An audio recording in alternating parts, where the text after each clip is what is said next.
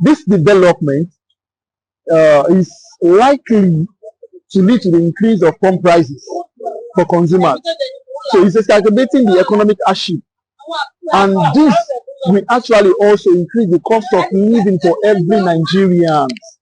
The new levy comes barely 2 years after the removal of fuel subsidies, a reform that doubled pump prices but freed up government funds for Nigerians reacting there to the proposed 5% surcharge on fossil fuel. Now, let's get more reaction and more explanation to this. I'm being joined in the studio by Chairman, Presidential Fiscal Policy and Tax Reform Committee, Mr. Taiwo Oyedele. Glad to have you on Trust TV, on Business Daily especially. Thank you very much for having me. It's a pleasure. It's an honor to have you here. It's a pleasure to be here. All right. You hear Nigerians, they're reacting to, especially the 5%. They are more concerned about that. That's the risk. And I've read some explanation that you provided. Are you, provide more context to that? Yeah, thank you very much. I think, this is normal anywhere in the world when you have reforms. So people tend to focus on like one thing at a time. So when we're working on the bill, it was mostly around the VAT sharing formula. You think the whole reform was on VAT sharing formula. Absolutely. So, and then a few other things from time to time. So the most recent one is this fuel surcharge. The first thing to say is that this is not a new tax, and it is not a new proposal. So this fuel surcharge was actually introduced into the law in 2007. So this is about 18 years ago. So it wasn't implemented because government was paying subsidy. The intention is to collect that 5% and use it to fix road. 40% of the revenue will go to the federal government, 60% will go to states. Around the world, including countries in Africa, between 20% and 80% of pump price is different charges and levies that countries use to fix their roads. The reason why moving goods around in Nigeria and traveling is a nightmare is because the roads are bad. People talk about subsidy removal, and that's a good point. But if you look at the budget, the entire budget of Nigeria, federal government, all 36 states, all 774 local governments, is not even up to $50 billion. So if you just want to fix roads to world standard, it's not even enough. So while the concern is legitimate, that we shouldn't impose additional hardship on the people now, it's important for people to recognize that actually this government, Mr. President himself, has been the one suspending all manner of taxes that were introduced previously. Like I said, this one was not introduced by this president. What this government has done is to say, we'll keep that tax there because we think it's going to be useful at some point. But it will not just take effect arbitrarily. Let it be that a commencement date will be announced and published in the official gazette by the finance minister.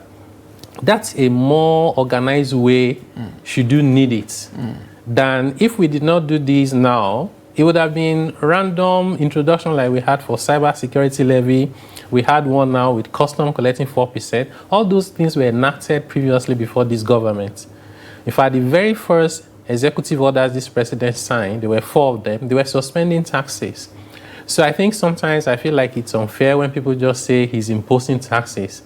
And I said to someone before coming to your studio to say, I just need someone to give me one example of one tax this government has introduced.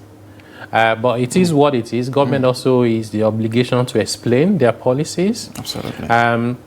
What is most important is there a strategy for when it becomes necessary to introduce this surcharge that will not impact on the pump price? For example, we can find a time when the Naira has gained about 5% because this thing is priced in international markets.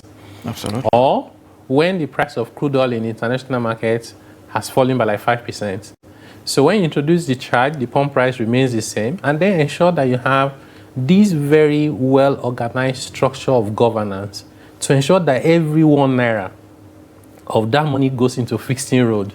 We will spend less time, we will be safer on the road, time and cost will reduce. This will be fantastic for Nigeria. That's what every country is doing. So We shouldn't live in a different world if we want Nigeria to be a great country. I think the concern is genuine, given the fact that it does seem like Nigeria has lost confidence in people in government. The trust is not actually there. Like you rightly explained, I understand it quite well that when this money is realized, it's going to go into investment in road infrastructure. But sometimes the mismanagement of these funds too, you can't rule it out in a way as well. That's a very perfect point you made. So which is also what I believe. I think Nigerians that are angry about this are right to be angry. But it doesn't take away from the fact that they still need to try and understand it. There are people who are saying it will start on January 1st. Like, that's not in the law. Absolutely. People are saying it's a new introduction. It is not new. Let's agree on fact. It's always good to agree on fact, even if we are still going to be angry. Now, we can then say, what is the issue? Why are we angry? No Nigeria will be angry because you want to fix the road. No Nigeria will be angry because you're asking them to bring the money to fix the road. They know you can't go and steal money. So the reason why they're angry is because they do not trust government. And that's a legitimate reason. So why don't we channel our anger to say, how can we implement this tax in a way that every 1 naira goes into fixing road and we can monitor it? I'll give you an example. We have the road infrastructure tax credit that was set up under, I think it was actually Jonathan, and then later was gazetted under Buhari, where the private sector will build the roads. It will be certified, and then they will get the credit. Look at the road. Apapa Road in Lagos was a nightmare. Dangote fixed it under this scheme. So I would have expected the likes of TUC and the other organized people to propose that governance structure to government where every month you publish how much you've collected and the road you are fixing. Put video, put photos. Let's track it together and let's see how we can just make this country move forward. So my point is that we will not solve our problem as a nation if we're just angry about everything. Let's identify what the problem is and collectively find solutions to it. Nigerians are not bad people, like they are from one, hell. So in any system, if you create a good system, things will work. If you don't have systems, things will not work. Indeed, and some say Nigerians are the most easiest people to manage if you give them the right leadership. I believe so. Yeah, but there's also a threat already, a threat of strike from the labor union. They are actually saying that they have given FG 14 days to withdraw that provision from the NTA. How feasible is that? First, the reason why I even laugh is, I have to be honest with you, I was very disappointed with both the TUC and NLC when they said the tax reform bill should be withdrawn. That was, I think around last month or 2 months. No. Before the president signed a few months ago. I was really concerned because I said, how can anybody on earth read these tax laws and say, workers should withdraw it? The tax law that is benefiting workers everywhere you turn. It's like we wrote that tax law for workers, but they were there. I said, withdraw the bill, we're against it. So I lost confidence in them because I feel like such a very important institution they have so many smart people. They should have read the tax law and analyzed specific issues. Look at this thing. Why did they wait for an influencer to tweet it? So does it mean that TUC did not know that this was in the law?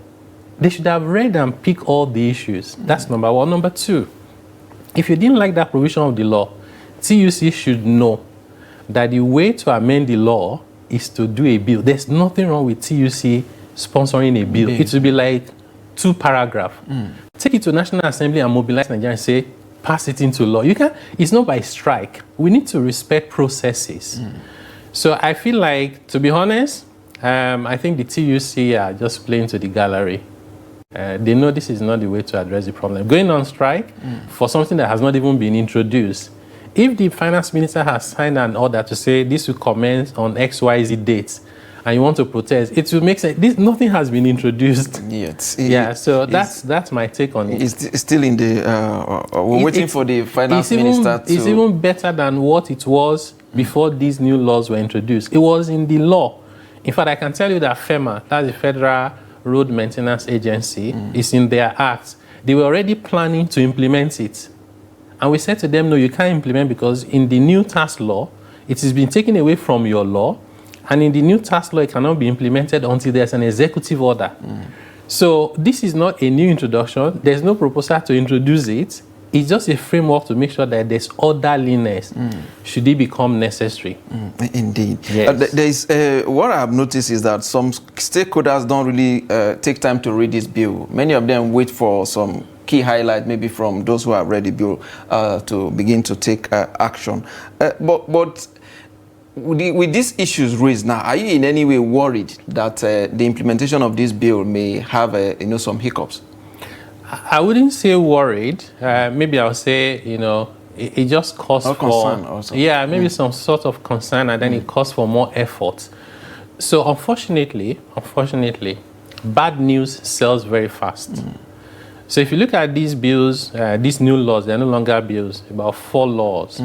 They have more than 200 provisions, including provisions exempting small businesses that make up to 100 million naira in a year will pay 0% tax. Absolutely. People earning minimum wage, like 100,000 a month and thereabout, 0 tax. You also have provisions where middle class, even people earning up to like 1.8 million per month, will see lower taxes. We have the one on goods and services, VAT on food, 0 rate, education, healthcare. There's a lot of provisions there. But if you go online now, as an influencer, and you put those things there, it will not go viral. But the moment you put something that is negative, even if it's false, it goes viral. And that's the only concern I have, that as a country, we're being distracted by people who have ulterior motives. Many of these people, almost all, I've not seen one of them that is a tax expert. Suddenly, they'll pick a tax matter, interpret it wrongly, and then share it with the population, and everybody is jumping up and down. I think we need to take a step back and say to ourselves, we must think for ourselves. These things are written in black and white. If somebody says to you that, from January 1st, if you earn more than 800,000, you pay 20%. It's less than 2 paragraphs. Just find where it is and read it yourself. And you see that's not what the law says. For us, we remain very focused. We know reforms are hard anywhere in the world. And this is why we are committed to engagement and communication as best as we can. One promise we give to the Nigerian people is we remain honest with them. Indeed. Let's look at some of the key highlights of the acts. You talk about the top-up tax. Can you provide some explanation to that? Yeah, so this one is for big companies. So if you're a Nigerian company earning 50 billion naira, then that's a large number. 50 billion naira or less in a year, you don't need to worry about it. But if you're a very large company, more than 50 billion naira, or you're a multinational company, so there's this provision globally that is going around in different countries. More than 70 countries have implemented it. That some companies operate in a country like Nigeria, and they do everything not to pay taxes. Either they are influencing policy for incentive, or they are manipulating their records, and there's something we call transfer pricing. They do everything like magic, and they don't pay tax. So we now said, okay, our tax rate is 30%. We want to bring it down to 25%.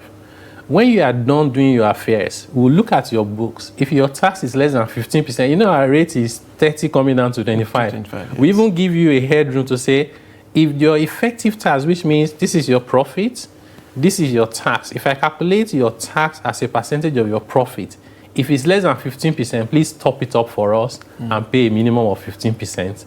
So this is part of the strategy globally for countries to protect their tax base. Because if we can protect our tax base and make people who are making money pay their fair share, there will be less pressure on public finances. Government can spend more on infrastructure and human capital development. Indeed, there's also another part of that legislation too, talking about the lottery and gaming. Some have argued that the old tax has not been repealed while introducing the new one. Yes, because what we did was to repeal all the major tax laws and harmonize them into 4. And not only just tax laws alone, there were legs and head of taxes in so many laws, which is not even ideal. You do lottery and gaming and you put tax inside. You do something for telecommunication, you put tax inside. You do something for oil and gas, everybody was putting taxes in their laws. So what we have done is to harmonize as many of them as possible, because we know that there is no way that exercise can be 100% perfect.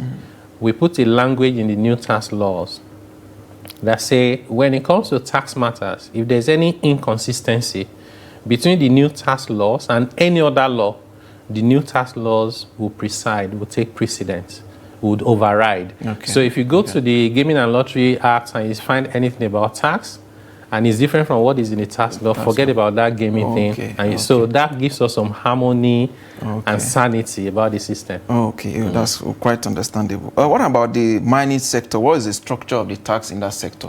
Yeah, the mining sector we think is the sector where you are still investing as a country. It's not the sector where you are looking for taxes left, right, and center.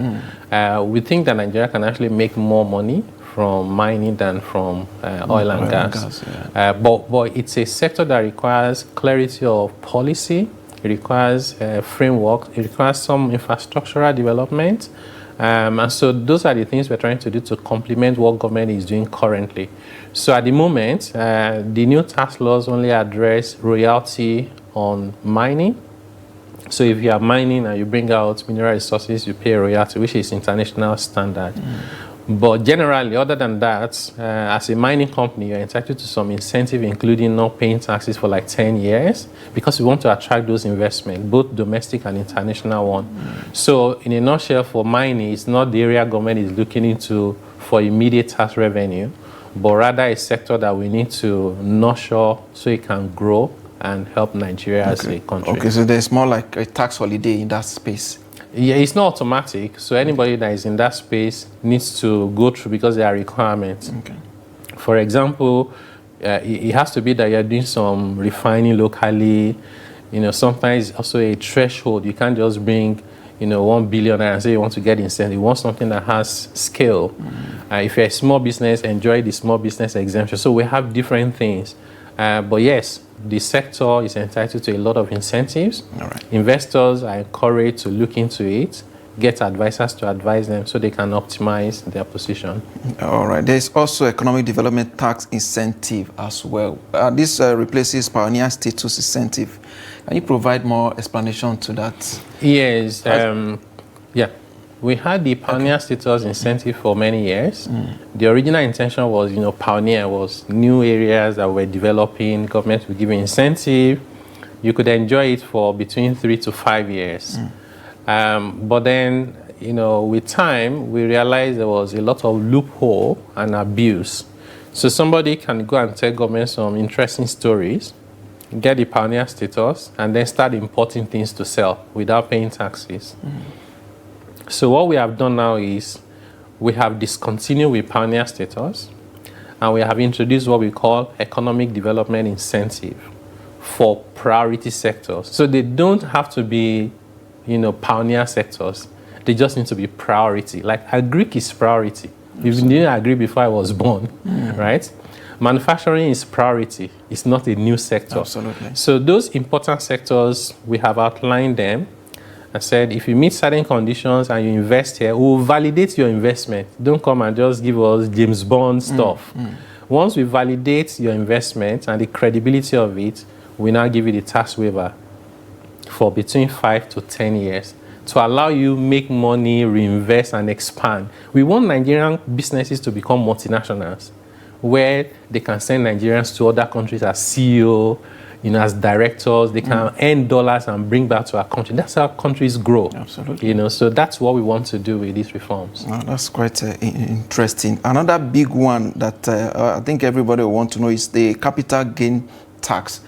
If you can provide some context to that. Is it a revised new edition, I would say? Yeah, so thanks. Capital gains tax is one of the areas of the reform that is least understood, even by tax professionals. Yes. So I would explain it. So capital gains is the gain you make on selling an asset. So if you go to work and you earn salary, it's not capital. That's something you do regularly. If you have a plot of land, you bought it 10 million and you sell it 15 million, government will say you have made a gain of 5 million. We call it capital gains. On that capital gains, you pay tax of 10% under the old laws, current laws. What we have done under the new law, so this 10% we have in the old law is the amount you will pay, is the amount Dangote will pay, is the amount that the man on the streets will pay. It's not like you pay as you enter. It was just 10% for everybody. Okay. So under the new law, we said, no, that's not right. Why are we making people pay the same percentage? That in taxation, we say that's regressive. So we have now restructured it such that low-income earners will pay 0% on capital gains. People that are in the middle might pay 7%, some people might pay 6 or 2 or 3. It goes up like that. If you're a high net worth individual, you pay up to 25%. If you're a company, you also have your rate which mirrors your status. If you're a small business company, it's 0%. So we remove the rate for capital gains tax and we said, let's capital gains tax take the life of the income status of the person paying the tax. And we have provided a lot of exemptions. You sell cars, up to 2 cars, no gains, no capital gains tax. You sell, God forbid, the house you live, no capital gains. You buy shares in the stock market up to 150 million naira a year, no capital gains. Actually, I can't find anything where you pay capital gains other than selling land as an individual. So I think this is something that is, is progressive and is the right way to go. But what about the machinery to monitor this? To monitor the implementation, people may sell some property without the reporting it. Yes, you're right. For a very long time, we have relied on a system of people just doing self-declaration, and we struggle to validate what they have done. What we have done now in the new reform is we have created a system of intelligence. So when you sell something or you buy something, there's a party who you sold to or who you bought from. Usually the other party has an opposite interest to you when it comes to tax matter. So we call it third-party validation. So if you don't tell us, we find out from the other person. We also track what you're doing on the system. So what's in your bank account? If it's not in your bank account, did you buy a new car? Did you build a new house? Did you travel abroad? Because you don't print money at home. So we'll say, you earn income, you have not reported it. Can you reconcile it for us? So we believe that while people can do self-assessment, which is self-declaration, we are creating a system validation for what you do. And then that way, we can make sure that the people who should pay tax are paying it.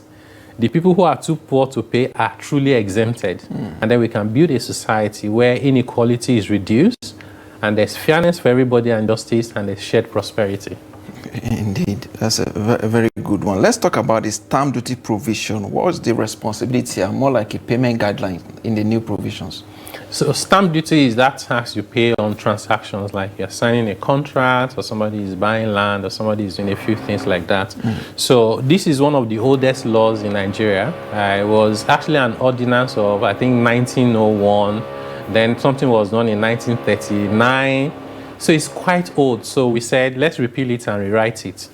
Some of the things we did was to reduce the list of transactions on which you need to pay stamp duty to a few of them, so we don't burden the Nigerian people with too much taxes. Then secondly, clarity as to who should pay the stamp duty. So if you and I are signing a contract, and it's a contract to build a studio, you are the one building it, I'm the one who owns the studio. So who should pay the stamp duty? We didn't have that clarity before.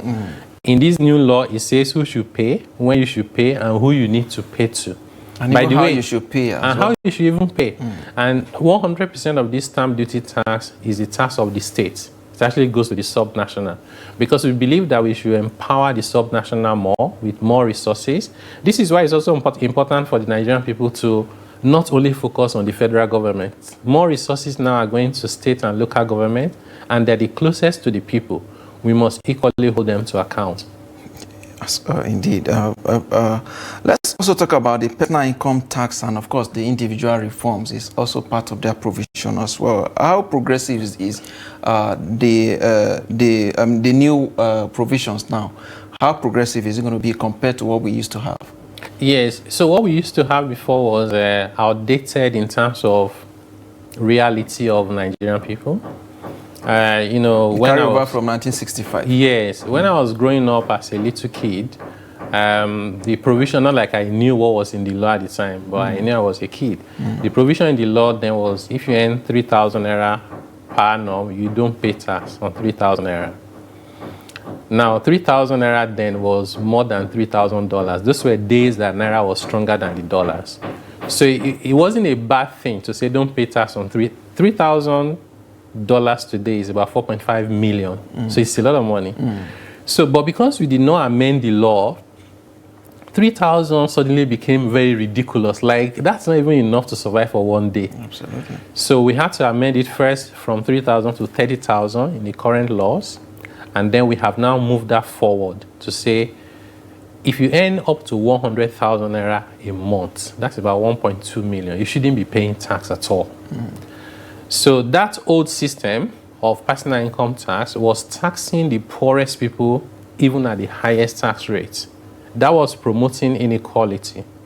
So what we have done now is to exempt low-income earners completely, reduce the tax on the middle class, and raise the tax on the upper class and high net worth individuals. Before you can hit the top rate of 25%, you must be earning far more than 60 million naira a year.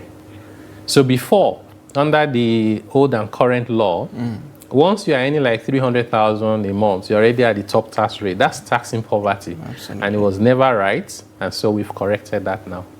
Interesting. Let's say, as we begin to wrap up now, let's talk about foreign employment income tax, which I think the legislation put into consideration. If you're a resident in UK or in London, for example, you're working there, are you a Nigerian? Are you under any obligation to pay tax in Nigeria? No. So we want to make sure that our tax system is friendly to everybody, whether you are a Nigerian in Nigeria, Nigerian abroad, or a foreigner who wants to invest in Nigeria. We just want anybody who is doing anything legitimate to come to us and build our country. So the way it works is, if you are resident in Nigeria, you are resident in Nigeria if you spend 6 months in 1 year physically in Nigeria. You're in one location in Abuja or Zamfara for 6 months in a year. We say you are tax resident. So what that means is any income you earn anywhere in the world, report it and pay tax on it in Nigeria. If you have paid tax on the income that you earn abroad, government will give you some sort of relief so you don't pay double tax. That's number one. Number two, you may not be here for up to 6 months, but you are doing some of your work physically here. Maybe you work for a global organization, you come here 2 months, you do some work, you go back on holiday, So we say if you are doing your work here that is earning you income, you must also declare the income in Nigeria and pay tax. Other than that, if you're a Nigerian living abroad, doing your work there, earning your income, you don't owe any obligation to pay tax in Nigeria. But of course, if you live abroad, and you have a property in Nigeria and you rent it out and you're collecting rent, that income is in Nigeria here, right? And you must pay tax on it. That is the way it is. Unless you earn income from Nigeria, once you leave Nigeria and you work and live abroad, you don't need to pay taxes to Nigeria anymore. Interesting. What about for someone, you're an employee of a foreign company but based in Nigeria? Are you entitled to pay tax in Nigeria? Yes. So in this example now is the scenario 2. So your employer is not even in Nigeria, but you are physically here and working for a global organization that is sending you money every month. So we say you are a tax resident person in Nigeria. So you would on your own declare your income and pay your tax. If you fail to do that, government will use the intelligence within the system, how the money got into your account, the things you are spending the money on, and ask you to explain so that you can pay your tax. So that's the way it works. Either you are physically here or you are doing your employment work intermittently in Nigeria, you pay tax. Other than that, don't worry about paying taxes in Nigeria. Interesting. Then finally now, as we wrap up now, increased tax relief on compensation for loss. That is another provision in the NTA. Can you provide more context to that? Yes, a very long time ago, we used to have it that if somebody lost their job, for different reasons. It could be that the company is restructuring or the company has failed. Or sometimes it could also be because, technology has advanced and your role is no longer necessary. It could also be due to injury. Something happened, you can no longer continue to work, So all those scenarios, if you are compensated by your employer, this new law says up to 50 million naira, you don't pay tax on it. Just take the money and take care of yourself and your family. But if they pay you so much money, more than 50 million, we'll take 50 million, we don't pay tax on it. Anything over and above 50 million, you pay tax on it. Otherwise, you find somebody paying 10 billion and say this is compensation for loss of employment, you know. So and then they get away without paying taxes. That's what we have. All right. My final question. At a point when the tax bill, when it was introduced, there were a lot of opposition, a lot of, argument from different quarters. Were you at any point discouraged with regards to what happened at the time? No, I wasn't discouraged. You know, I've studied so many countries. I've had the privilege to go to many countries. Some of them for work, some of them for, you know, visitation and conferences and training. And I worked with the World Bank, Ease of Doing Business, and PwC for more than 10 years, looking at 180 countries worldwide. And I know where the problems are with our system. And I know that reforms are hard. So I was not expecting that people would just say, oh, fantastic reforms. But I have to be honest, some of it were more than we had prepared for. Like when people were fighting us on things we were doing to help them.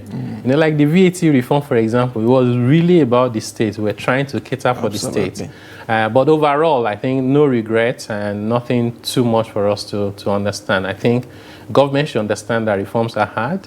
They owe the obligation to explain to the people, be sincere with them, and be consistent. Over time, people would appreciate that government means well for them. Absolutely, and we must congratulate you. You're able to weather all those storms and, of course, push the bill through. We must thank you for your time. Mr. Taiwo Oyedele, Chairman, Presidential Fiscal Policy and Tax Reform Committee. We appreciate your time. Thank you for having me. We appreciate it. And with that, it's a wrap on the show today. We'll be back again tomorrow. I am Yusuf Akogu.